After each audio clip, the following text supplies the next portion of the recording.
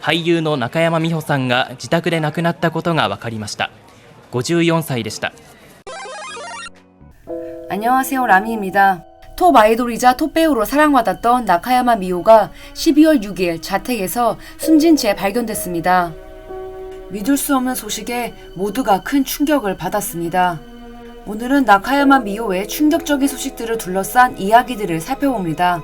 구독과 좋아요 그리고 알림 설정 역시 잊지 말고 부탁드립니다. 나카야마 미호가 12월 6일 세상을 떠났습니다. 향년 54세였습니다. 12월 6일 정오경 발견되었습니다. 이날 오후 5시 30분 오사카에서 라이브가 예정되어 있었습니다. 이를 위해 관계자들과 오전 9시 때 신칸센을 타기로 했습니다. 그런데 약속 시간에 나타나지 않았고 몇 차례 연락을 했음에도 닿지 않자 수상하게 생각한 관계자가 자택에 열쇠를 가지고 있는 지인에게 연락했고 함께 집 안으로 들어갔는데 욕조 안에서 앉은 상태로 쓰러져 있는 것을 발견했다고 합니다.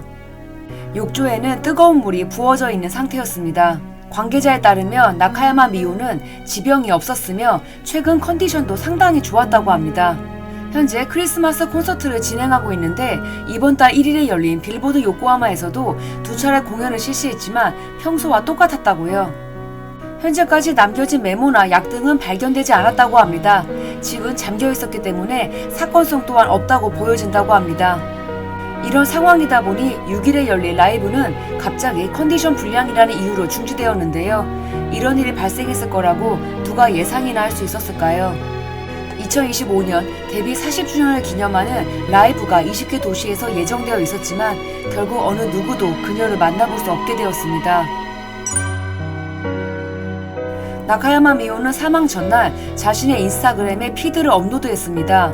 본인이 방문한 한 전시회를 소개하면서 지난 2, 3일 마음이 고통스러워 함께 간 친구 외에는 대화를 할 수 없었습니다. 라는 글을 남겼습니다. 또한 어떤 작품을 찍어 올렸는데 거기에는 나는 지옥에 갔다가 돌아왔습니다. 와 같은 글귀가 적혀 있었습니다. 팬들은 이 문구를 봤을 때부터 걱정을 많이 했다고 합니다.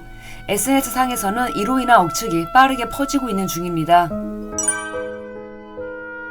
사망 원인은 아직 밝혀지지 않았습니다. 관계자에 따르면 사망 하루 전인 5일 밤 기획사 관계자에게 15일 뒤풀이는 어디에서 할까? 라며 현재 실시 중인 투어의 마지막 날 도쿄에서 진행될 회식에 대한 기대감을 보였다고 합니다. 사망 당일 오전 7시까지 기획사 직원과 라인으로 메시지도 주고받았습니다. 전혀 이상한 선택을 할 사람으로 보이지 않았다는 거죠. 그래서 그녀를 아는 사람들은 더 큰 충격을 받고 있는 상태라고 합니다. 더욱이 관계자에 따르면 처음 집안을 조사한 것만 놓고 봤을 때에 그런 선택이 느껴지는 것이 하나도 보이지 않았다고 합니다. 욕조에서 발견되기도 했고 일부 보도에 따르면 급격한 온도 변화에 의해 혈압이 크게 변동되어 몸에 악영향을 미칠 수 있는 히트쇼크의 가능성도 높다고 합니다. 히트쇼크는 주로 겨울철 온천이나 목욕탕에서 주로 발생하는 질환입니다. 경시청에서 여러 가지 측면에서 숨진 경위를 조사 중입니다. 병사의 가능성이 높다고 합니다. 현재 X에서는 나가사와 마사미 주연의 컨피던스맨 JP 출연진들의 믿을 수 없는 불행이 언급되고 있습니다. 나카야마 미호는 2019년 5월에 방송된 스페셜 드라마 컨피던스맨 JP 운세편에 출연했습니다. 그런데 이 드라마가 방송되기 하루 전에 공개된 영화 컨피던스맨 JP 로맨스 편에 출연했던 미우라 하루마와 다케우치 유코가 세상을 떠나버렸지요. X에서는 이 작품을 정말 좋아했는데 출연자의 불행이 계속되고 있어 슬프다. 출연자가 또 사망하다니 이쯤 되니 좀 무섭다. 볼 때마다 슬퍼지네 라며 슬퍼하고 있습니다. 나카야마 미호는 2002년 6월 소설가이자 음악가인 츠지 히토나리와 결혼합니다. 츠지 히토나리는 다케노우치 유타카 주연의 영화로도 유명한 냉정과 열정 사이, 이세영과 사카구치 켄타로가 출연한 드라마 사랑 후에 오는 것들의 원작자입니다. 10살 나이 차이가 나는 두 사람은 만난 지 8개월 만에 결혼합니다. 결혼 이후 파리로 떠난 그녀는 2004년 아들을 출산하는데 이후 2010년 사요나라 이츠카로 돌아오기 전까지 오랜 세월 공백기를 가졌습니다. 하지만 그녀는 복귀 4년 만인 2014년 7월 남편과 협의 이혼을 발표합니다. 아들 친권은 남편이 가졌습니다. 당시 친권이 남편에게 가자 이혼 사유를 두고 여러 가지 이야기들이 떠돌게 됩니다. 그도 그럴 것이 그녀가 이혼 협의 기간 중 작곡가 시부야 케이치로 자택에서 하룻밤을 보내는 모습이 주간지에 의해서 포착이 되었기 때문입니다. 나카야마 미오는 1985년 아이돌로 데뷔했는데 첫 싱글부터 17만 장 판매고를 기록하면서 단숨에 주목도를 올리게 됩니다. 결국 일본 레코드 대상에서 최우수 신인상을 사상 최연소로 수상하게 되죠. 1987년 주연을 맡은 엄마나 아이돌은 최고 시청률 28.6%를 기록하면서 큰 사랑을 받습니다. 극 중에서도 나카야마 미오로 남았는데 당시 애칭이었던 미포리는 실제 그녀의 애칭이 되었습니다.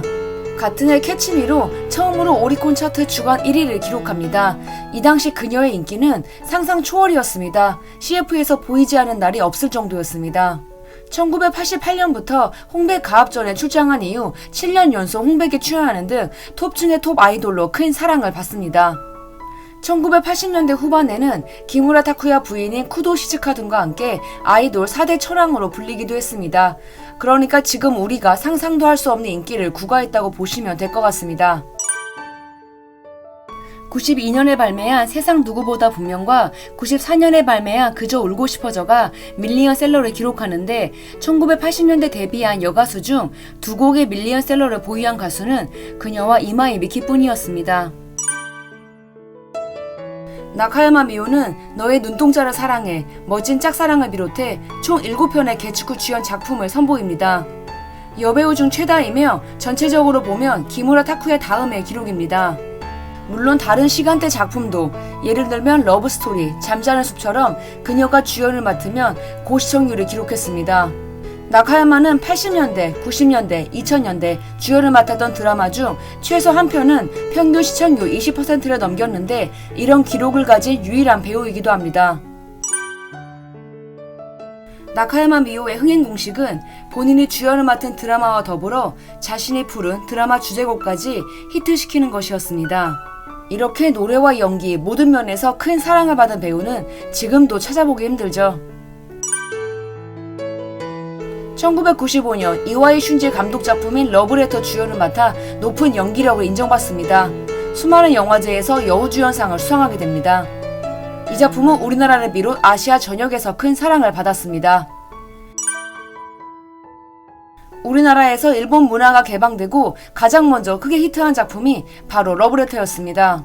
배우 김재욱과 영화 나비잠을 찍었으며 2017년에는 부산국제영화제를 방문해 우리나라 팬들을 만나기도 했습니다.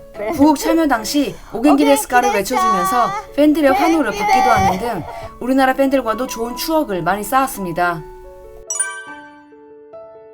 메이저리거 오타니 쇼헤이가 올해 리그 최초로 50-50을 달성한 이후 나카야마 미오가 87년에 발매한 50-50가 넷상에서 화제를 모으기도 했습니다. 배우 활동은 종종 이어져 왔지만 가수 활동은 한동안 뜸했습니다. 하지만 나카야마는 2020년대부터 가수로 열심히 활동하기 시작합니다. 2022년 자신의 첫 팬미팅을 개최했으며 작년에도 24년 만에 전국 투어를 진행했습니다.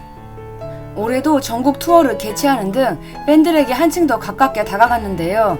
2025년은 데뷔 40주년, 러브레터 30주년의 해입니다. 나카야마 미오는 내년에 참 많은 것을 기획하고 있었다고 합니다.